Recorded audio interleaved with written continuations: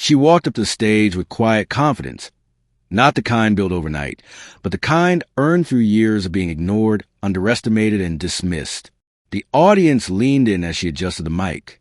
No one was ready for what she was about to say, especially not the man sitting in the second row, her former teacher, the one who told her she'd never make it beyond her own neighborhood. To understand why this moment hit so hard, we have to go back, way back. Montgomery, Alabama, Lewis High School, 9th grade science class, a place where dreams were either watered or trampled. Maya Thomas was 14 when she first said out loud. It wasn't during a presentation or some grand speech, just a regular career day worksheet. One question: what do you want to be when you grow up? She wrote, aerospace engineer at NASA. When Mr. Hansen, her teacher, saw it, he raised an eyebrow and called her up. Maya, come here. She walked up, heart pounding, hoping he'd say she had potential. Instead, he smirked. NASA, huh? He said, waving the paper.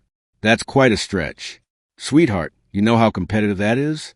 Maybe think about something more attainable. The word sweetheart lingered like vinegar. It wasn't kindness. It was condescension. I believe I can do it, she replied. Well, it's good to be confident, he said, handing back the paper. But there's a fine line between confidence and fantasy. That laugh from the back row, that was the moment Maya decided she would never ask for his approval again. Maya's mom, Denise Thomas, worked 2 jobs, hospital aide and nighttime janitor. Their apartment was tiny. Bills came in stacks.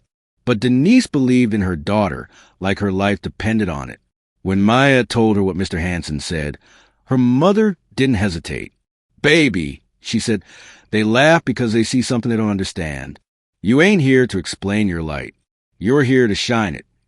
From that night on, Maya became a quiet storm. She filled notebooks with equations, taped NASA posters over her bedroom walls, and memorized the biographies of women like Katherine Johnson, Jeanette Epps, and Mae Jemison. While other kids partied or played sports, Maya stayed late in the library. She joined a robotics club where she was the only girl and the only black student. She didn't care. What she lacked in resources, she made up for an obsession. In 11th grade, things nearly collapsed. Her mom was diagnosed with lupus. The hospital bills drained everything. Maya started working evenings at a grocery store, stocking shelves until midnight. Her grades slipped. Teachers noticed. Mr. Hansen gave her a sideways glance in the hallway one day. Reality catching up, he asked. You'll thank me someday. But then an email changed everything. Maya was accepted into the Georgia Tech Summer STEM Academy. All expenses paid. A fiercely competitive program. She'd beat out hundreds of applicants. It was her first proof that she wasn't crazy to dream. She told Mr. Hansen. His response? Let's hope they're not just checking diversity boxes. Maya stared at him, unblinking. That was the last time she ever spoke to him directly. College came like a storm. Maya earned a full ride to Texas Institute of Technology. Her mother cried the day she left, clutching a worn Bible and whispering prayers over her daughter's suitcase. Campus life was hard. She was one of 3 black women in the entire engineering cohort. Professors doubted her. Students underestimated her. One group project team even left her name off their final submission. But Maya pushed. She interned at NASA twice, wrote software for orbital mechanics simulations, presented at 2 student tech conferences. She mailed copies of her published paper to her mother. One day, Denise framed it and placed it next to her nursing certificates. At 24, Maya Thomas became a full-time systems engineer at NASA's Johnson Space Center. Then came the email from her high school. We'd be honored to have you as our keynote speaker at this year's graduation.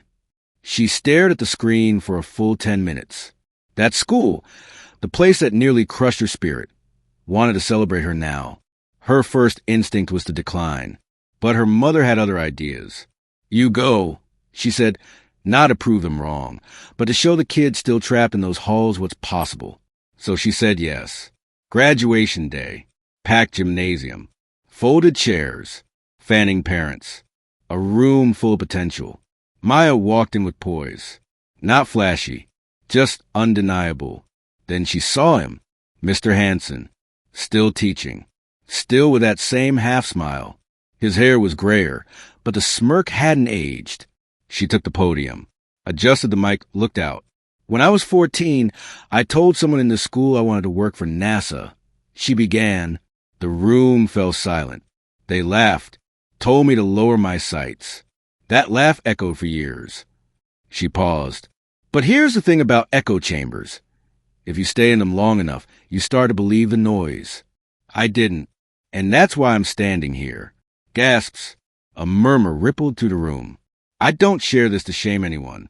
I share it because someone out there is dreaming too big for this room. And I want you to know, keep dreaming. Outgrow this place. Outgrow the voices that ask you to shrink. She glanced at Mr. Hanson. And for the record, I didn't become a cosmetologist. I became an aerospace engineer. Thunderous applause. After the ceremony, students and parents flooded her with hugs and congratulations. Pictures were snapped. Tears were shed. Then, in the quiet corners of the gym, Mr. Hanson approached, his face unreadable. "You surprised me," he said. She looked him dead in the eye. "I stopped needing your approval a long time ago." He extended a hand. "Congratulations." She looked at it, then shook it, briefly, politely, but without warmth. And as she walked away, she realized something. It wasn't bitterness. It wasn't revenge. It was freedom. There are thousands of Mayas in classrooms across America. Dreamers told to scale back. Students judged by zip codes, skin tone, or quiet confidence. This story isn't just about Maya. It's about all of them. And it's a reminder. The next time a teacher chuckles at a dream, the next time someone calls a goal unrealistic, they might just be looking at the future. So dream louder, dream bigger, and let the world adjust.